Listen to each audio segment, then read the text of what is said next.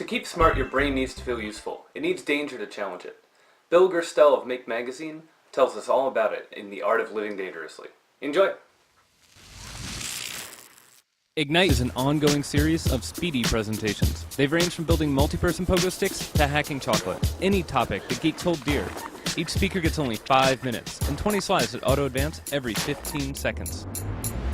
The talk you're about to hear was recorded live at one of the featured Ignite events around the world.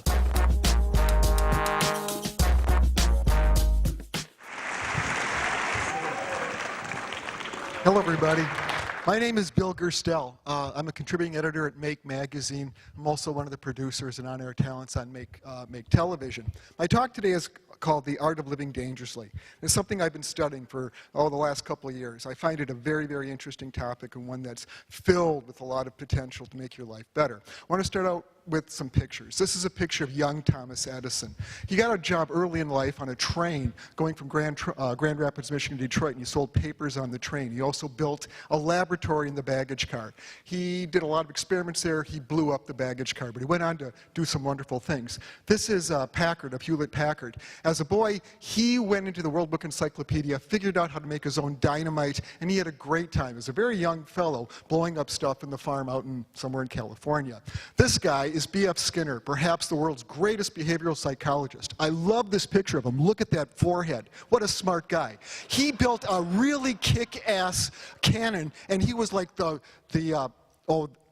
envy of all his friends because he was so clever with it. This is Francis Crick, the co-discoverer of the DNA molecule. As a boy, he got into a lot of trouble with his parents because he used to love to put chemicals in glass bottles and blow them up electrically. Well, it didn't always work out so well, but he came to some compromise with his parents and they allowed him to do it. This is Boris Yeltsin. Look at the finger on his left hand. That's a trick question. He has no thumb on his left hand because he blew it up as a child playing with dynamite. Actually, it was a hand grenade left over from World War II.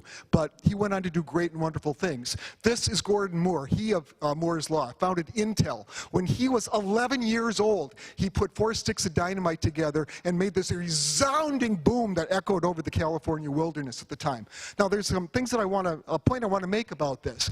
All these guys started out early experimenting with the art of living dangerously. Now, don't be like Yeltsin. It's not necessarily a good thing to blow off limbs. I'm not advocating that. But the point is, it's good to start early learning the art of living dangerously. Now, but you don't have to start early. It's not too late for you. Now, is living dangerously a good thing? Is it a bad thing? Or is it in between? So it depends on how you look at it. I personally think the art of living dangerously is something that everyone needs to learn. And there's some important reasons why you do. You've given a brain. Now, whether God gave you this brain or nature gave you this brain or just evolved it, you got a brain for one reason and one reason alone, and that's to handle danger. Your brain is there. If you don't have any danger in your life, you don't need a brain. And I have proof. This is proof. These are called, what the hell are they called? These are called sea squirts. They're a little animal that lives in the ocean. They live in colonies. As adults, they're filter feeders. They sit there anchored to rocks and boat hulls. And all they do is filter phytoplankton that comes by. But as juveniles, they look like this. They're mobile. That big white thing is their brain. They have a big brain. They use that brain for one thing, to avoid being eaten. They need that brain to avoid being eaten. But they have a 2-stage life cycle. They metamorphosize. And in their later stage, they become this. Look at this. This is called a tunicate. It's a filter feeder. It sits on a rock.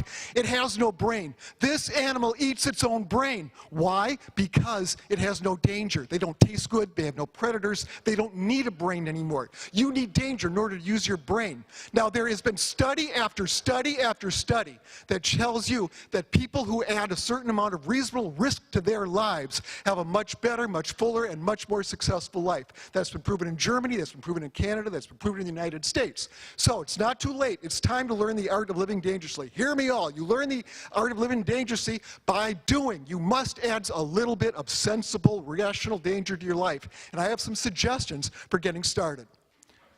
Here's one. I call it American Tarzan. Now, okay, what this guy is doing may be a little risky. Okay, that's 500,000 volts, and that's not me. I didn't do it, and I think this is actually a Photoshop picture. But it really is a good idea what you could do. You could act out metaphors, okay? If you want to run with scissors, by God, you run with scissors, and you don't take shit from anyone. But go ahead and add some danger to your life, because it's a very important thing to do. But there's other ways too. You can take social experiments. You can do this, for instance. Now, this is not a very good idea, okay? But you know, social adventuring is one way to add some danger to your life. Not necessarily a very good idea, however. So you need other things. Well, I've been thinking about it, and I got a book for you. This book comes out in June. It's my book called Absinthe and Flamethrowers. It comes out in June, available everywhere. Do me a favor. You don't have to buy it. Just get it at the library. But look it over. Blog about it. Tell your friends about it. Review it on Amazon. I really believe that living dangerously is something that adds a lot of value, a lot of importance, and a lot of fun to your life. I'm Bill Gurstelle. Thank you very much.